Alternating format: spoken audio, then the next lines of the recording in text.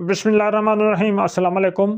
اردو برائے جماعت النحم کے سبق نمبر 13 جو کہ نظم ہے علامہ اقبال کی جاوید کے نام۔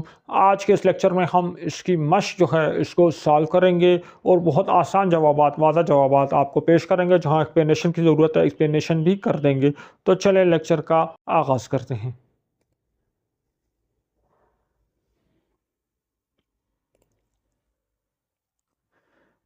پہلا سوال، نظم جاوید کے نام متن کے مطابق، یہ ہو گیا، متن کے مطابق مصرع مکمل کریں۔ خالی جگہ پر کرنی ہے، ایک لفظ خالی ہے تو یہ تو آپ نظم کو دیکھ کے خود بھی کر سکتے ہیں۔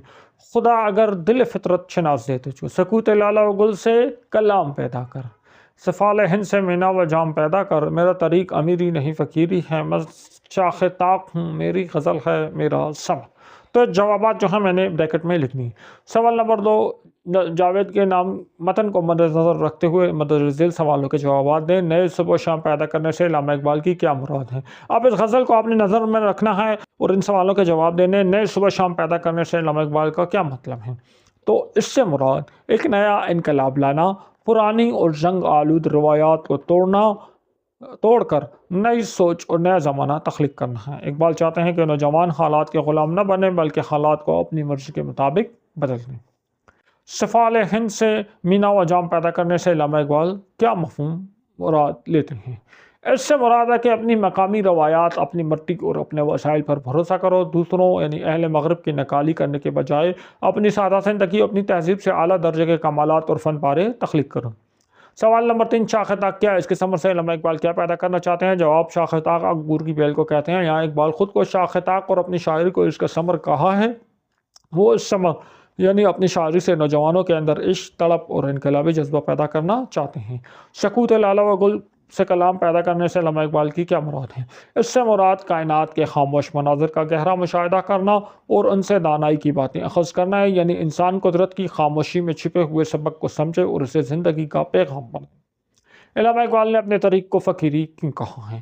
اقبال کے نزدیک فقیری سے مراد مفلسی نہیں بلکہ فکر غیور ہے، یعنی ایسی بے نیازی جس میں انسان مادی دولت اور بادشاہت کی ہوش سے آزاد ہو کر صرف اللہ پر بھروسہ کرتا ہے اور اپنے ضمیر کا سودا نہیں کرتا۔ سوال نمبر 3، اعراب لگا کر تلفظ واضح کریں۔ یہ کچھ الفاظ ہیں، اس پہ زبر زیر و پیش لگا کے آپ نے ان کے درست تلفظ جو ہے، درست آواز ہے وہ آپ نے واضح کرنی ہے۔ میں نے آپ کے لیے تلفظ لگائے ہوئے ہیں، آپ دیکھ لیں۔ ایسا سوال پیپر میں تو نہیں آتا، لیکن اپنی اردو کو جو ہے امپروو کرنے کے لیے ان سوالات کو کور کرنا بہت ضروری ہے۔ صبح و شام سواد پر پیش ہے اور بے پر جزم ہے۔ شاخ طاق،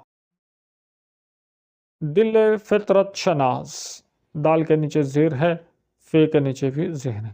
شیشہ گران فرنگ، مینا و جام، سفال ہند، سفال ہند مطلب ہندوستان کی مٹی۔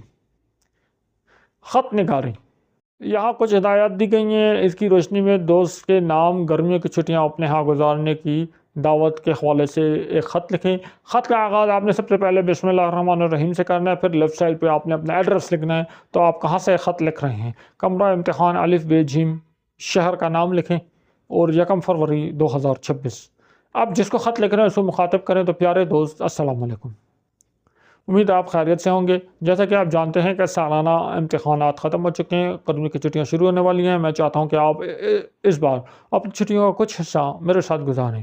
ہمارے گاؤں میں کا موسم شہر کے نسبت بہت خوشگوار ہے، یہاں کے باغات کی سیر آپ کو بہت پسند آئے گی۔ ہم مل کر پڑھائی بھی کریں گے اور گھومیں پھریں گے بھی۔ امید آپ میری دعوت رد نہیں کریں گے اور جلد آنے کی تاریخ سے آگاہ کریں گے۔ گھر میں سب کو سلام، آپ کا دوست حمزہ۔ حمزہ کی جگہ آپ اپنا نام بھی لکھ سکتے ہیں، کوئی فرضی نام بھی لکھ سکتے ہیں۔ اب کالم الف میں کالم بے کے الفاظ سے ملائیں۔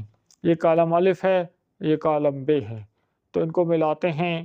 دل فطرت شناس، سکوت لالا و گل، شیشہ گران فرنگ، سفال، یہاں جواب نہیں دیا تو سفال سے ہند آئے گا، شاخ طاق، میں لالا فام، فقیری غریبی۔ تو اس کے ساتھ ہی ہمارا آج کا لیکچر اپنے اختتام پہ پہنچا۔ اگلے لیکچر میں انشاءاللہ اگلے سبق کی مشق کے ساتھ دوبارہ آپ کی خدمت میں حاضر ہوں گے۔ ویڈیو پسند آئی ہے اس کو لائک کریں، اپنے دوستوں کے ساتھ شیئر کریں اور ہمارے چینل کو سبسکرائب کریں۔ نیکسٹ ویڈیو میں ملاقات ہوگی، اپنا خیال رکھیے گا، اللہ حافظ۔